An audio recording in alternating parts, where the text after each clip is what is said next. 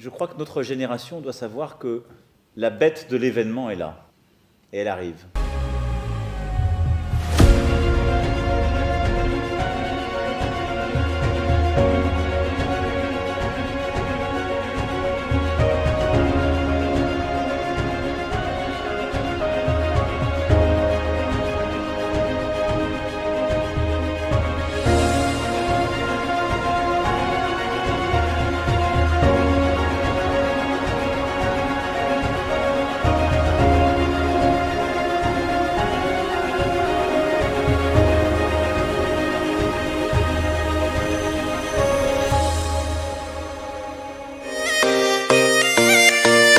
Chers auditeurs, chers téléspectateurs, bonsoir et bienvenue ici à Bruxelles, ou en direct de la capitale belge, avec Baudouin Ambawichi du site internet congoindépendant.com. Nous allons interroger en exclusivité Monsieur le Président de la République, Félix-Antoine Tshisekedi. Bonsoir. Bonsoir, Christian Lusakweno. Bonsoir, Monsieur Baudouin Ambawichi.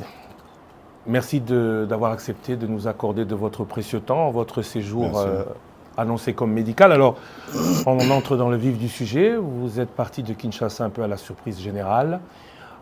Votre service de communication a annoncé quelques problèmes médicaux. Comment allez-vous? Très bien, je crois que ça se voit. Je vais très bien. En fait, j'ai tout simplement fait accepter une prise en charge de mon premier médecin de 2022 que j'avais invité à Kinshasa parce que je ne voulais pas bouger de Kinshasa, même s'il devait y avoir une intervention chirurgicale. Et donc, en le faisant venir, il a apprécié évidemment le matériel que nous avons à l'hôpital du Camp Tchatchi, mais il a préféré, pour être sûr et couvert par ses assurances, que je vienne ici moi-même et qu'il examine cela. Ce que j'ai fait. Donc, dans le timing qu'il fallait, j'ai attendu de présider le dernier conseil des ministres du vendredi d'avant celui du 2 août dernier. Et puis, après, j'ai pris l'avion. Les examens se sont très bien passés et je devais observer un petit moment de convalescence pour pouvoir retourner. Et là, je suis en forme et prêt à revenir aux affaires. Monsieur le Président, quand comptez-vous rentrer au pays exactement? Bon, le plus tôt possible. Vous le saurez très très bientôt. Vous êtes totalement rétabli donc? Totalement, mais je vous le dis, je suis d'attaque à nouveau. Donc vous le saurez très très bientôt. Je suis prêt à rentrer le plus tôt possible.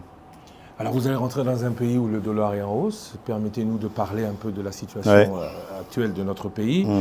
Dollar en hausse, pouvoir d'achat en baisse. Que fait le président de la République, candidat élu il y a 8 mois aujourd'hui, réélu président de la République? Qu'en dit-il? Il se solidarise évidemment avec la population. Je sais que ça fait partie d'un de mes engagements, celui de réduire le pouvoir d'achat. Et la première ministre, Madame Judith Souminois, est très très bien outillée et instruite pour faire face à ce genre de choses. Hier, il y a eu la commission ECOFIR qui s'est réunie sous la présidence du vice-premier ministre, ministre de l'économie, M. Moukoko Samba, et qui a pris un train de mesures qui, je suis certain, vont baisser la tension sur les marchés. Et à propos du dollar, bon, c'est le combat habituel. Vous savez, nous avons une économie fortement dollarisée qui dépend beaucoup de toutes les fluctuations de cette dernière monnaie. Et nous essayons de prendre des mesures assez urgentes, mais qui seront difficiles évidemment à mettre en œuvre parce qu'il faut inverser la tendance actuelle à faire dépendre notre économie de l'importation en produisant localement. C'est pour ça que nous avons un fameux programme très ambitieux d'ailleurs agricole pour essayer de nous mettre à l'abri de ce genre de choses. Et il y a des inspecteurs aujourd'hui, des inspecteurs économiques qui sont lancés sur les marchés pour surveiller aussi la façon dont les prix sont fixés. Parce qu'attention, ça peut aussi être une cause ou une raison de sabotage. Vous savez que nous sommes un pays en guerre.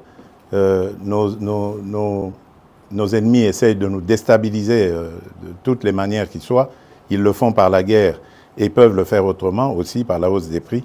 Ennemis internes et externes, j'entends, parce que beaucoup de ceux qui nous combattent à l'intérieur sont passés par les affaires dans ce pays, détiennent beaucoup de mécanismes pour jouer aussi sur les prix. Donc c'est un combat en permanence. Moi, ce que je veux dire à nos compatriotes, c'est que ça fait partie de mes 6 engagements. Qu'ils ne me jugent pas maintenant. Nous venons à peine de nous installer. Vous avez vu tout ce remue-ménage qu'il y a eu depuis les élections.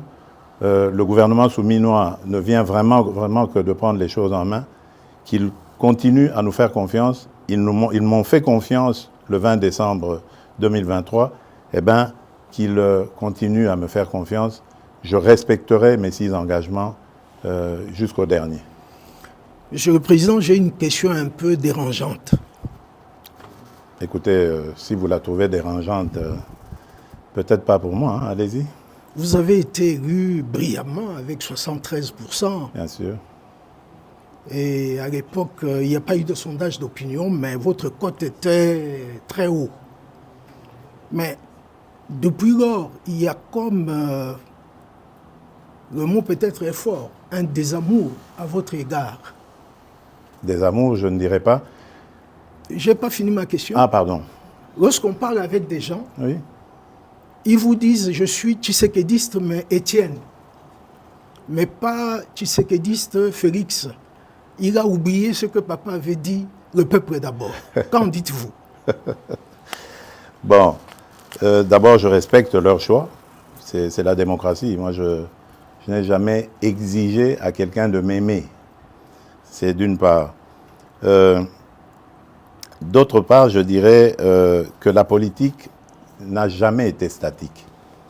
La conjoncture aussi, d'ailleurs, en conjoncture économique et autres, ça n'a jamais été statique. Tout bouge, tout est dynamique. Et donc, dans la vie d'un État, où la vie d'un État n'a jamais été un long fleuve tranquille, il y a des hauts et des bas. Surtout nous, qui sommes exposés aujourd'hui à d'autres difficultés nous imposées, comme la guerre à l'Est. Donc ça ne peut pas être facile. Mais le mieux à faire, pour moi, c'est déjà d'accepter d'affronter ces défis. Et de croire qu'on va les relever. Parce que j'y crois. Il y a de la stratégie derrière. Ne vous en faites pas. Ceux qui disent que j'ai oublié le peuple d'abord se trompent complètement.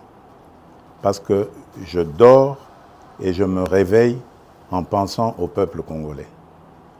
J'en prends même sur ma santé tellement que c'est le premier de mes soucis.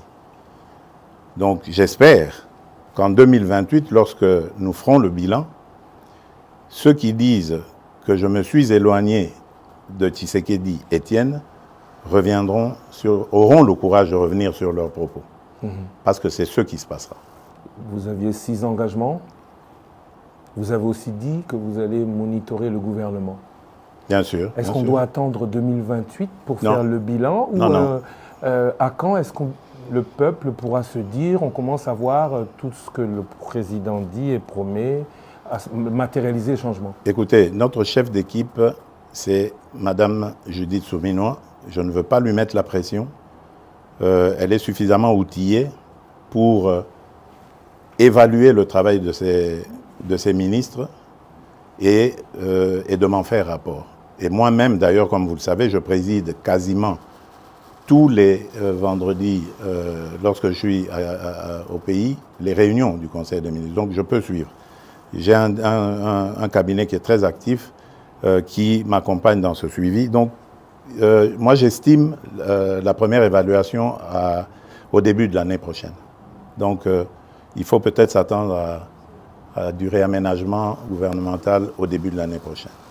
Mais bon, je le dis sous réserve ce qu'on en pensera, la Première ministre et moi. Élection en janvier 2024, premier bilan en janvier 2025. Que dire de la léthargie institutionnelle? Tout prend, beaucoup le regrettent, beaucoup trop de temps. Oui, et vous avez, en parlant de ce temps qui coule, qui passe sans que changement n'arrive, vous avez vous-même, ici à Bruxelles, évoqué lors de votre précédent passage, des révisions constitutionnelles ou des modifications de la Constitution à faire. Cela a créé beaucoup de polémiques. Alors maintenant, on voudrait, si possible, que vous nous précisiez de quoi il s'agit. Est-ce que le président, comme le dit votre opposition, veut s'éterniser au pouvoir? Certains dans votre parti disent que vous êtes président à vie, ou le président a des points précis dans la Constitution qu'il vaudrait modifier, si oui, lesquels? Écoutez, moi je suis toujours conduit par un seul leitmotiv, c'est le salut du peuple, c'est pour moi la loi suprême. Lorsque j'évoque des modifications que je juge utiles pour la bonne marche de la nation, du pays, je me préoccupe très peu de la polémique. Je n'y regarde même pas. Parce qu'évidemment, il y a toujours des petits malins qui vont essayer de détourner mes propos et essayer de les amener dans une polémique inutile. Je n'ai jamais dit que je veux changer la Constitution pour rajouter le nombre de mandats présidentiels ou d'années. Non. D'abord, ce sont des dispositions inamovibles. Pour les changer, il faut retourner auprès du peuple souverain primaire. Mais par contre, les autres dispositions, telles que celle-là, qui nous posent beaucoup de problèmes. Regardez, vous l'avez dit, j'ai prêté serment le 20 janvier devant la nation. Et immédiatement après, la publication des résultats des législatives a commencé, et les périodes de contentieux. Ça nous a pris presque 2 mois. Publication, contentieux, etc., retour, annulation et tout le bazar. Puis ensuite, les députés provinciaux et les communes, cette fois-ci on a eu les conseillers communaux et tout ça, et tout avec son lot de contestations, voilà. Donc en peu de temps, ça nous a pris, je ne sais combien de temps. Le gouvernement, pour le faire, on a mis 1 mois. Normalement, la Première ministre et moi, le temps de la nommer et puis de discuter. Voilà, donc on a tourné autour des choses. L'installation du bureau du Parlement, par exemple, ce sont des choses qu'on doit réfléchir à comment les réduire. On ne peut pas laisser 1 mois, par exemple. J'ai vu chez les Français ce qui se passe. Dès qu'on a le Parlement, enfin l'Assemblée nationale, ils ne prennent pas beaucoup de temps pour la validation de mandat. Mais chez nous, on prend 1 mois.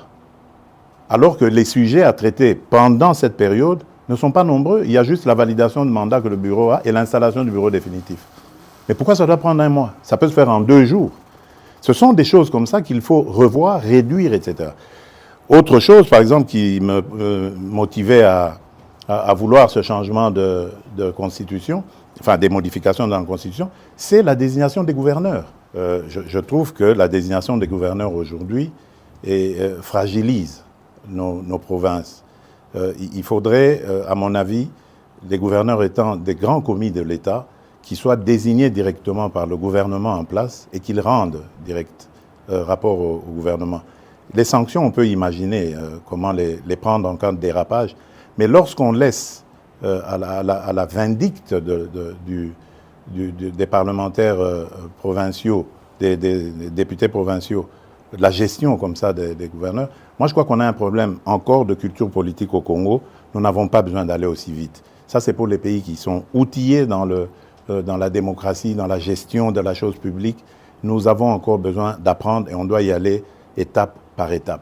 La réforme sur cet éclatement de l'administration a été très très mal faite à mon avis et précipitamment, et il faut revoir. Voilà pourquoi moi j'ai parlé à un certain moment de réunir une grande commission nationale de plusieurs experts, une commission multidisciplinaire qui ferait qu'on prendrait en compte tous les vrais problèmes de la nation, mais par des nationaux, pour avoir une constitution adaptée à nos vrais problèmes, pas celle qu'on a eue, qui nous a été parachutée venue des laboratoires étrangers. Voilà, on pourrait recourir à l'expérience étrangère, mais en fonction de nos expériences vécues au pays. Aujourd'hui, moi je suis désolé, mais notre pays s'éclate de plus en plus à cause de toutes ces élections provinciales et autres qui radicalisent le tribalisme, le clanisme. Aujourd'hui, vous allez, par exemple, je prends le cas de l'ex-Grand Katanga, mais vous trouverez quelqu'un, par exemple, qui a vécu à Lubumbashi, mais parce qu'il est originaire du Lualaba, on lui conteste le fait de pouvoir aspirer à quoi que ce soit à Lubumbashi. Soi-disant parce qu'il y a eu découpage et que maintenant sa place est au Lualaba. Mais qu'est-ce que ça veut dire? Le pays va volo, là. Donc on doit faire attention. Je veux bien démembrer les choses, je veux bien rapprocher l'administration le plus près possible des administrés, mais attention, je tiens à l'unité de la nation. J'en suis garant. Monsieur le Président, nous abordons maintenant la situation à l'est du pays. Oui. Aujourd'hui, c'est quasi certain que le Rwanda a relancé le M23 après le réchauffement des relations entre la RDC et l'Ouganda. Très bien. C'est acquis maintenant. Il y a eu la réunion à Rwanda, pour ne pas rentrer dans tous les détails. Il y a eu début de dialogue. Mais il y a des voix qui commencent à dire qu'il faut un peu de bon sens pour que on commence à négocier. Avec qui? C'est la grande question. Et mon autre question, c'est que négocier avec qui? Mais quoi? Négocier quoi? Voilà. Très bien. Écoutez-moi bien. Jamais, au grand jamais, tant que je serai président de la République démocratique du Congo, je n'aurai en face de moi la délégation du M23 ou de l'AFC, là, ou je ne sais pas, pour négocier. Jamais. Ce que j'ai dit, c'est que je veux parler avec le Rwanda. Pas négocier, vous avez raison. Parler avec le Rwanda. Pour demander à M. Kagame, criminel de son État, qu'est-ce qu'il a à voir contre mon peuple? La République démocratique du Congo, à l'époque République du Zaïre, avait sauvé le Rwanda d'une plus grande catastrophe qui aurait été si nous n'avions pas ouvert nos frontières à tout ce flot de réfugiés. Malheureusement, il y a eu une certaine cécité internationale qui a permis que parmi les fugitifs, il y ait les criminels génocidaires et qu'ils soient rentrés sur notre sol avec leurs armes. On ne les a pas désarmés. Aujourd'hui, l'enfer est parti du Rwanda et est arrivé chez nous. Et on nous abandonne à notre propre sort. Évidemment, le régime criminel de Kigali en profite parce qu'il découvre que c'est une région très riche en minerais et en produits de tout genre, agricoles et autres. Et il veut en faire maintenant son espace. Et ça, nous ne disons jamais, il n'y a rien à négocier. C'est chez nous. Ce qu'ils n'ont à faire, c'est une seule chose, de plier bagage. Et si je veux parler avec le Rwanda, c'est pour ça, pour dire, bon, c'est quoi votre problème? Pour nous laisser tranquilles. Pas pour vous donner quelque chose, mais pour nous laisser tranquilles. Si vous pensez qu'il y a encore quelque chose chez nous, on va la régler et on vous règle ça et puis c'est terminé. Ils ont donc parlé des FDLR. Nous sommes aujourd'hui à Luanda pour parler de ces histoires-là. Cesser le feu et comment régler le problème de FDLR. C'est tout. Donc, ce n'est pas des négociations pour, après, arriver à des... comment ils appelaient ça? La mixage,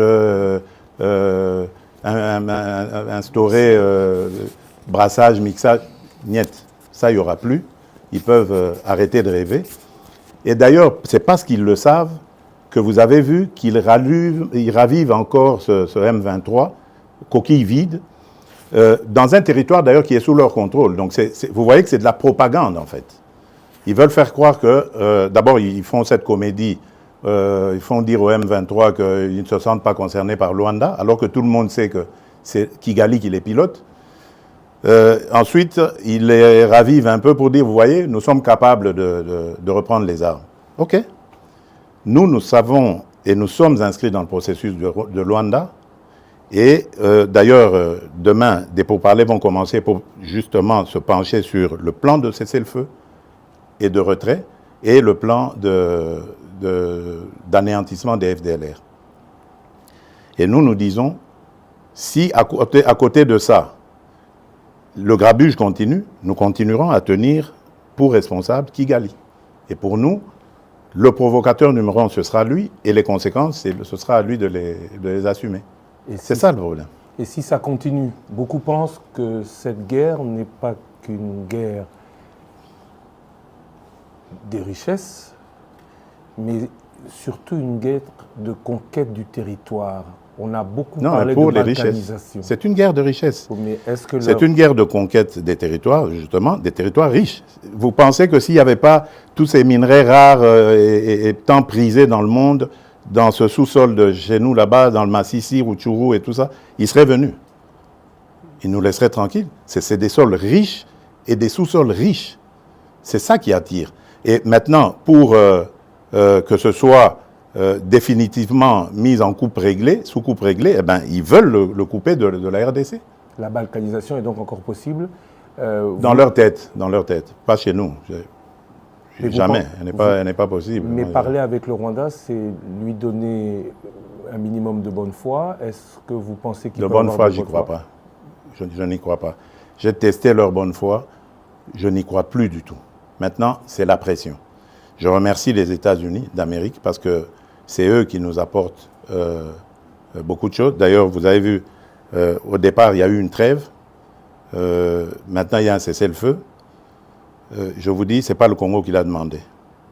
Malgré la chute de Kanyabayonga, de Rwindi avant, ce n'est pas la RDC qui l'a demandé. C'est le Rwanda. Mais il savait qu'il ne pouvait pas nous le demander direct et le faire accepter. Il est passé par les Américains que nous écoutons. Je remercie surtout le président João Lourenço pour son implication, surtout la dernière ici, parce que j'ai de Bruxelles participé en pilotant aussi notre délégation qui était là, qui s'est brillamment comportée. Et je remercie évidemment l'ancien président Uhuru Kenyatta, qui est d'ailleurs le déclencheur de tout ça. Malheureusement, son successeur a très très mal géré la question par la suite en prenant fait et cause pour Kagame. Peu importe, de toutes les façons, il n'était pas partie prenante de ce processus. Lui, il l'a trouvé en arrivant, en étant élu. Peu importe, mais le processus de Luanda est là et il fonctionne très bien grâce à la maestria du président João Lourenço. Et le président Uhuru Kenyatta est un très bon facilitateur issu du processus de Nairobi, qui malheureusement a été vidé de sa substance, mais le président, sa crédibilité du président Uhuru reste, elle demeure. Voilà, je tenais à le dire, parce que je suis convaincu que là, nous sommes engagés sur la bonne voie, grâce à ces partenaires, et que nous aurons la solution. Je suis vraiment convaincu cette fois-ci. Après la situation là, je voudrais parler avec vous de tous ces scandales financiers, avérés ou supposés. Mmh. Ce qu'on constate surtout, c'est qu'il n'y a aucune poursuite judiciaire ou suspension de qui que ce soit. Pourquoi la justice ne répond pas? Bon, écoutez, d'abord, le travail de la justice consiste à faire des enquêtes. Je crois qu'il faut faire très attention. Ne tombons pas dans la facilité, dans l'invective. Et c'est ça que je déplore avec ces fameux réseaux sociaux. Parce qu'on peut, comme ça, à cause des réseaux sociaux, vous défaire l'honneur et la dignité d'un individu. Moi, je tiens beaucoup à ces choses-là. Vous ne me verrez jamais humilier quelqu'un, même si c'est mon pire des ennemis. Je n'aime pas ça. J'ai toujours un brin de respect pour la personne. Or, les réseaux sociaux, ce n'est plus ça. Il suffit qu'on cite votre nom, Lusaku et nos voleurs, ça y est. Si c'est bien mis en place, ça y est, vous êtes condamné, c'est terminé. Donc, laissez à la justice le soin de faire son travail. Mais j'aimerais dire quelque chose à propos de toutes ces affaires. Mais moi, je m'en réjouis. Je m'en réjouis parce que ça n'existait pas dans ce pays-là. Pourtant, des affaires, il y en a. Dans les casseroles, là. Et là, je suis déterminé. Vous avez vu le ministre qui est là, il a cette mission. On va ouvrir les placards et on va sortir les cadavres des placards pour montrer que ce pays a été trahi, pillé et volé plus que jamais vous pouvez imaginer avant moi. Aujourd'hui, au moins, nous avons des gens qui dénoncent. C'est déjà ça. Ça veut dire que la corruption avait vraiment été une seconde nature dans ce pays.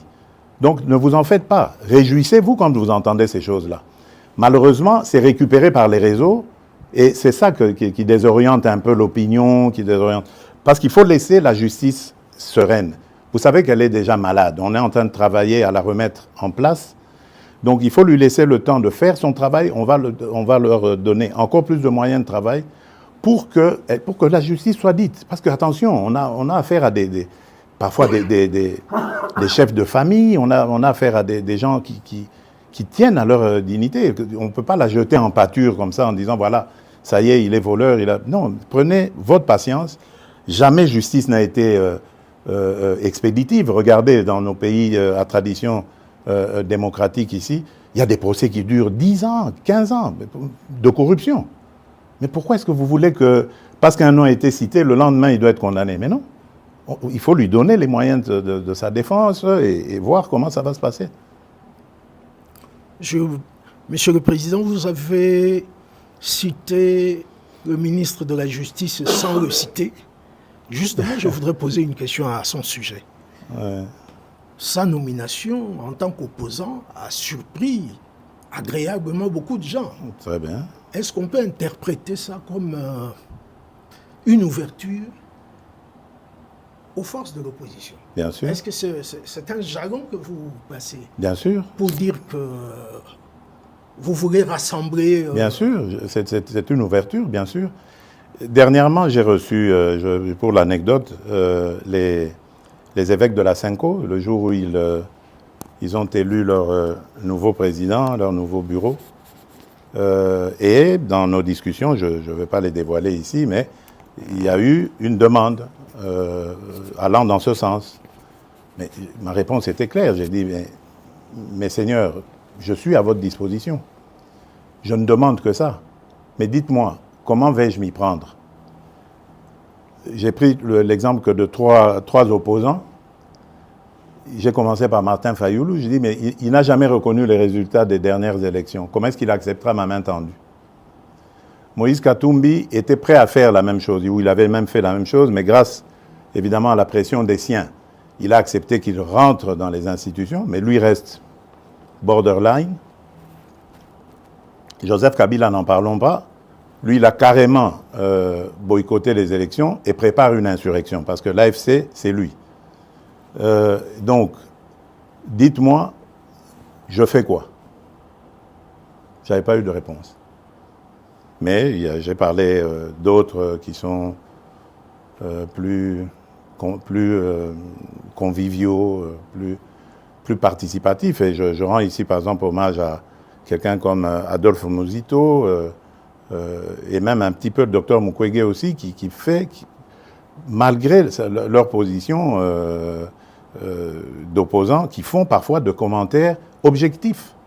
Quand quelque chose va, ils applaudissent, ils sont contents. Le docteur Mukwege avait reçu une délégation du FONAREV encourageant, promettant de s'impliquer dans le combat du FONAREV, qui n'a rien à voir avec la politique. Ce sont nos victimes que nous voulons aider. Ce sont ces monstruosités que nous ne voulons plus revoir dans notre pays. Voilà un patriote qui se dit, au-delà de mes penchants politiques, j'y vais. J'aurais aimé que tout cela vienne se dire, on nous attaque par le Rwanda injustement, liguons-nous autour du président et combattons. Mais non, malgré ça, il y en a qui collaborent, l'AFC collabore avec le Rwanda contre la République démocratique du Congo. M. Muzito, hommage à lui, lorsque nous avons terminé la 6e revue avec le FMI, premier fait dans l'histoire de la République démocratique du Congo. Jamais les revues avec le FMI n'avaient été jusqu'à leur terme. dans notre pays. C'est la première fois que ce gouvernement arrive et c'était sous la direction du ministre des Finances, Nicolas Kazadi, que l'on jette en pâture aujourd'hui. Mais Adolphe Mouzito m'a envoyé un message de félicitations. Et lui, il est très bien outillé pour savoir ce que ça signifie. Vous voyez, mais il n'est pas au gouvernement, il n'a pas de privilèges, il reste objectif. Ça, c'est des vrais hommes d'État. C'est ça que nous devons voir dans notre pays. On parle de l'opposition, je voudrais un peu parler du parti au pouvoir. Bien sûr, oui. Crise à l'UDPS, appel à la médiation du président qui est au-dessus des partis. Alors le président fait quoi? Le président dit quoi? Parce qu'il a quand même encore le cœur à l'UDPS. Bien sûr, bien sûr. L'UDPS, c'est mon école. Et je suis issu de là. J'ai fait toutes mes classes politiques à l'UDPS. Le président n'est pas inquiet du tout. Je me réfère d'ailleurs à un terme qu'aimait beaucoup utiliser mon mentor, notre leader historique, Étienne Tshisekedi, qui appelait ça vitalité démocratique. Donc, de ce choc des mots jaillira la lumière. La seule chose que je déplore, c'est ce que j'ai dit tout à l'heure, c'est l'usage des réseaux sociaux.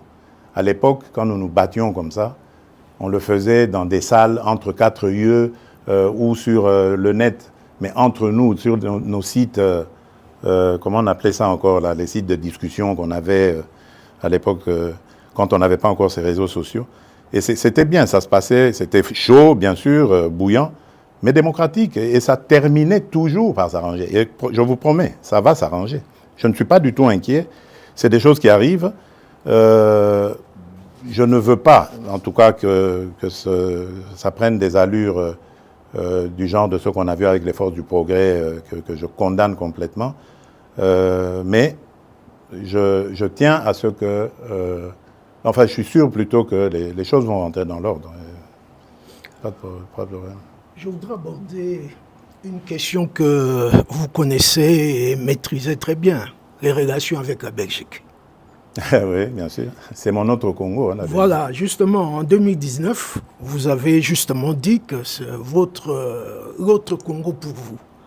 Mais Monsieur le Président, depuis que vous êtes au pouvoir, on ne sent pas un resserrement des relations entre les deux pays.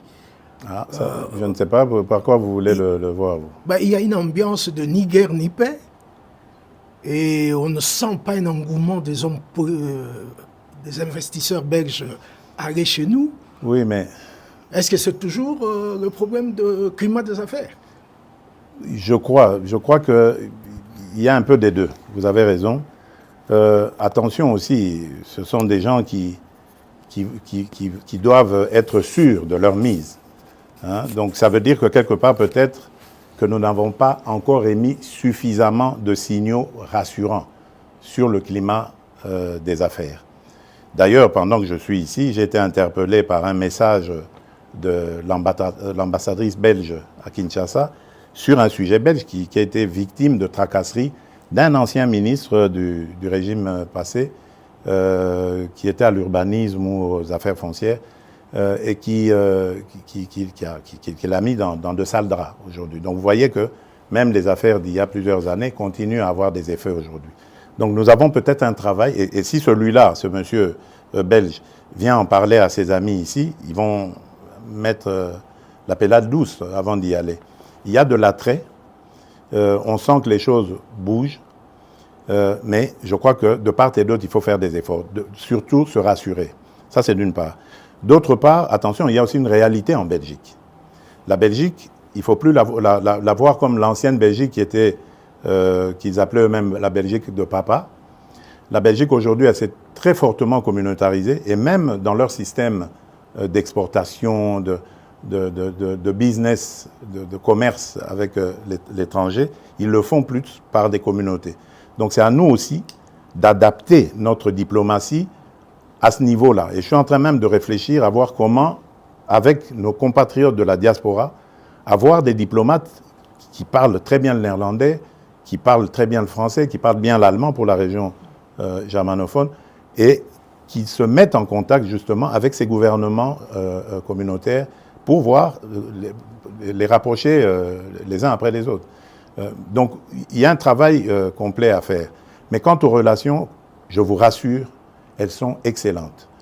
Il ne se passe pas, je dirais, 6 mois sans, par exemple, que le roi des Belges et moi nous passions un coup de fil.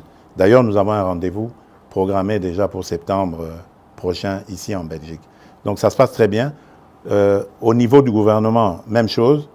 Celui que j'appelais affectueusement mon cousin, Alexander De Croo, nous ne rations aucune occasion pour nous appeler. Et même à chaque fois qu'on se retrouvait à l'Assemblée générale des Nations unies, la Belgique, la représentation de la Belgique organisait toujours un petit déjeuner, ou un déjeuner même d'ailleurs, auquel nous parlions de nos problèmes. Donc ça va, vraiment dans l'ensemble ça va. Et j'y tiens, je tiens vraiment encore à améliorer cette relation. Mais comme j'ai dit, nous devons faire des efforts de part et d'autre. Attention, le Congo, c'est vrai, c'est une très belle femme, très attirante, mais en même temps aussi très convoitée et peut-être pas très présentable encore. Donc nous devons soigner sa présentation.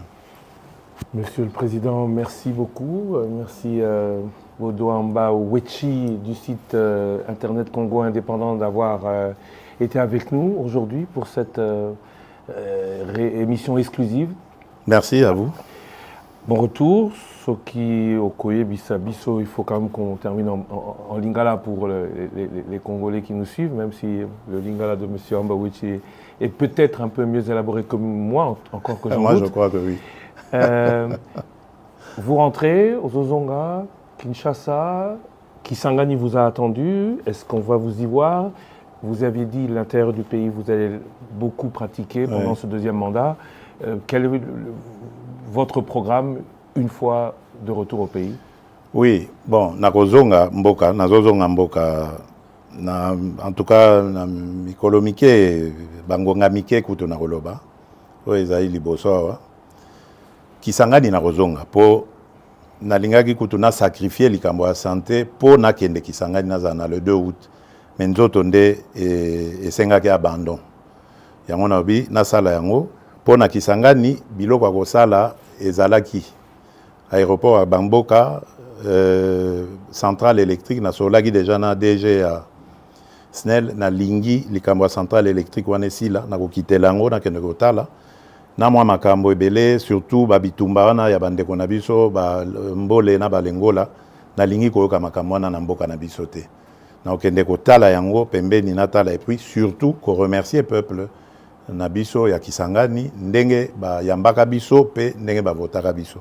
Donc nakozonga. Et puis nakozonga na mois d'août awa. Eza lisusu molai te tokozonga pe na mama parce que sengelaki tokende na mama na le 2 août. Donc nakozonga. Pe nakotambola Congo mobimba bozala na bobangi te.